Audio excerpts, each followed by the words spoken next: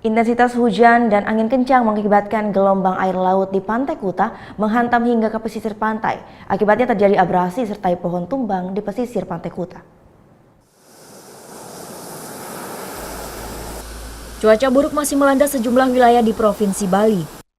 Hujan deras disertai angin kencang dan tingginya gelombang air laut mengakibatkan abrasi di beberapa sudut pesisir Pantai Kuta. Tingginya gelombang air laut hingga 2 meter ini mengakibatkan air laut pasang hingga ke pesisir pantai dan menyebabkan pohon-pohon sepanjang pantai mulai tumbang dan terkikis hingga akar. Ya, pohon di belakang saya ini adalah salah satu dampak terparah akibat abrasi yang kini mulai melanda pesisir Pantai Kuta. Dan di beberapa lokasi lainnya nampak pohon-pohon juga mulai tumbang akibat tanah penahannya sudah mulai terkikis air laut.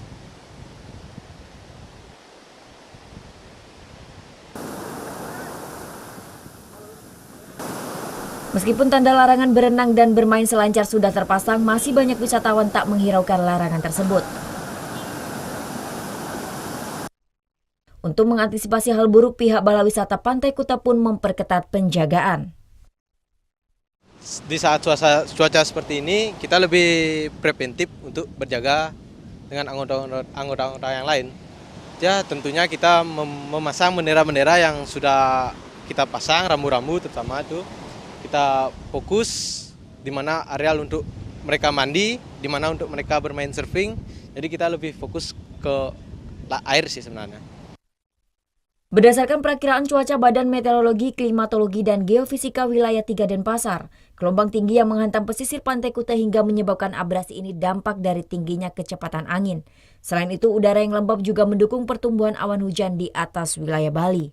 Saat ini, mulai dari kemarin juga itu ada pertemuan massa angin dari sebelah utara Bali dengan yang daerah selatan Bali. Jadi kita sebut sebagai konvergensi. Nah, daerah dari konvergensi ini biasanya berdampak pada kecepatan angin yang di atas normalnya, biasanya demikian.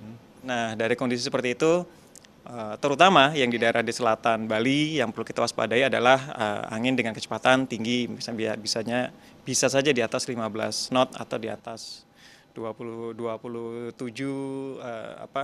di atas 60 km per jam juga bisa terjadi seperti itu. Ya, sehingga ini bisa saja berdampak pada aktivitas mereka dalam laut.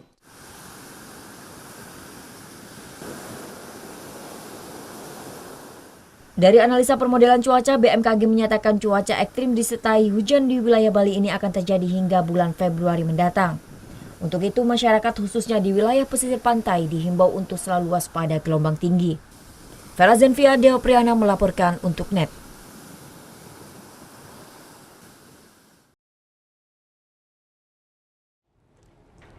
Thank you.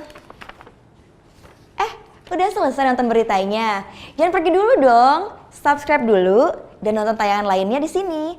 Subscribe, nonton lagi. Subscribe, nonton lagi.